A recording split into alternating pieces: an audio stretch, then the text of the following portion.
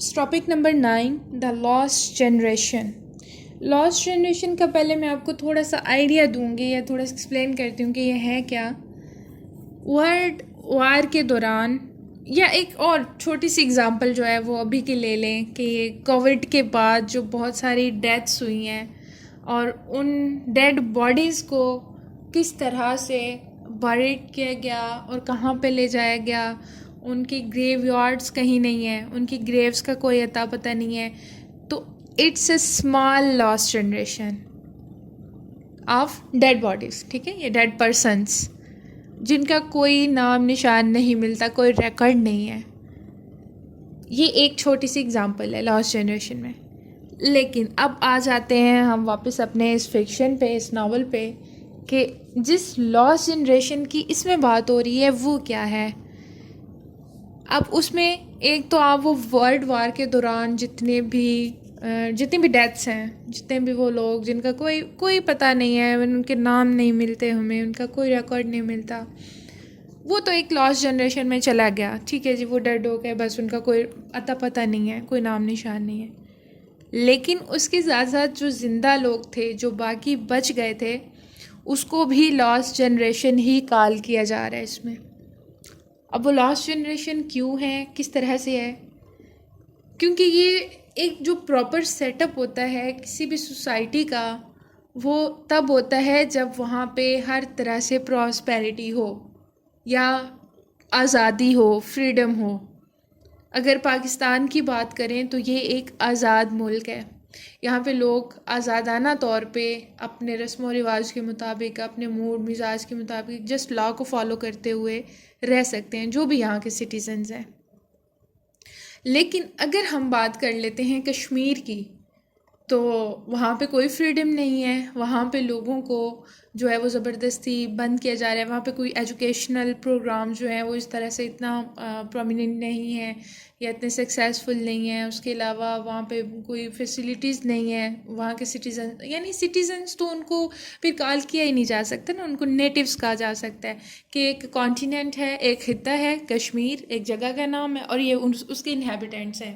That's it, not citizens, या उनको और कुछ नहीं कॉल करेंगे क्योंकि वो फ्री नहीं है, आज़ाद नहीं है।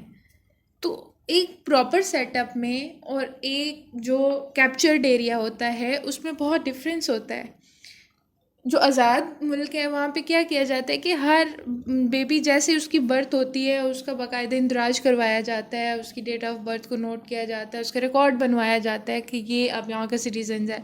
फिर जैसे ही वो 18+ होता है उसका फ़ौरन से ID कार्ड बनवा दिया जाता है। फिर उसकी डॉक्यूमेंट्स, उसकी सारी ये जो सर्टिफिकेट्स मिलते हैं, सिर्फ जो उसकी डिग्रीज़ होती हैं वो उसको साथ साथ दी जाती हैं और उसके पूरी हिस्ट्री लिखी जाती है, उसके पूरे ख़ानदान का इंदराज किया जाता है। ये इसके इतने ब्रदर्स हैं, इतनी सिस्टर्स हैं, ये इसके माँ, ये इसके बाप, ये सारा कुछ।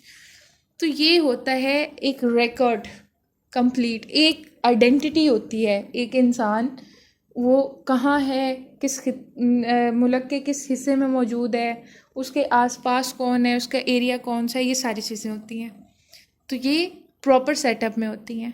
लेकिन अगर कोई ऐसा जहाँ पे, और ख़ास तौर पे जंग के ज़माने में, तो वहाँ पे तो ऐसा कोई रिकॉर्ड ही नहीं मिलता। वहाँ पे ना तो वो ऐसा कोई सेटअप कर सकते हैं। तो ये लॉस्ट जनरेशन से मुराद वो ज़िंदा लोग भी जिनकी कोई आइडेंटिटी नहीं है, वो भी ऐसे बिल्कुल हो जाते हैं जैसे कि वो एक मरा हुआ इंसान है और एक वो ज़िंदा इंसान है जिसके पास कोई डॉक्यूमेंटेशन नहीं है, अपने आप को दिखाने के लिए कोई प्रूफ नहीं है। तो उसके साथ ही उसे भी इसने लॉस्ट जनरेशन में काउंट कर लिया। ये इसका आइडिया या सेंट्रल थीम है इस पूरी टॉपिक का। ये आपने जहन में रखना है, ये जस्ट आपके कंसेप्ट को क्लियर करने के लिए था। अब उसके बाद हम स्टडी करते हैं इस नावल को सामने रखते हुए कि इसमें जो दिखाई जा रही है वो लॉस्ट जनरेशन क्या है। यानी कि मेन लॉस्ट जनरेशन वो ये थी, और उसके बाद नावल में जो सिम्बलाइज करके दिखाई गई अब वो क्या है।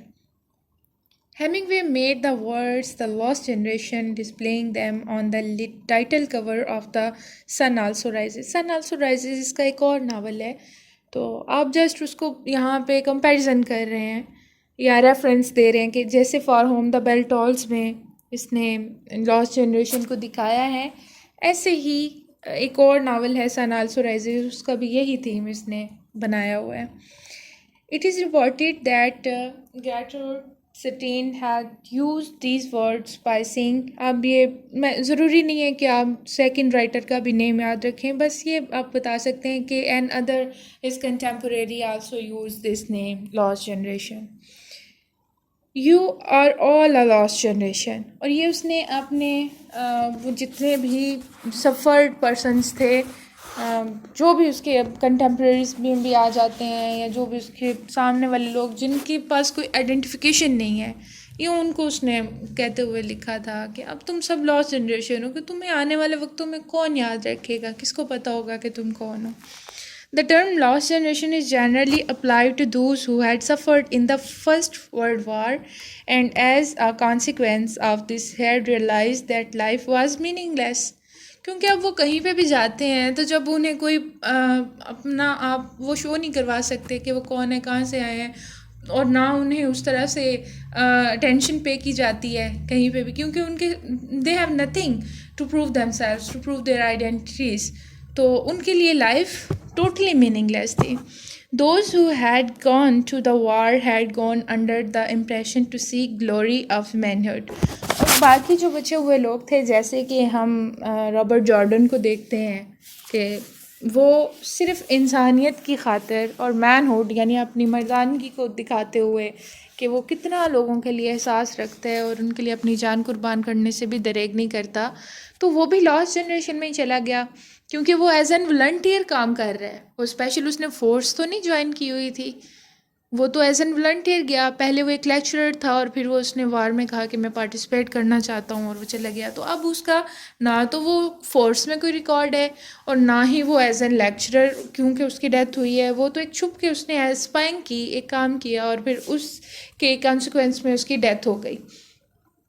तो इसलिए वो भी लॉस्ट जनरेशन में ही आता है, चाहे उसने जितना भी बड़ा काम किया है, जितनी भी बड़ी कुर्बानी दी है, लेकिन फिर भी उसे लॉस्ट जनरेशन में ही काउंट किया जाएगा, क्योंकि उसका भी कोई रिकॉर्ड नहीं है.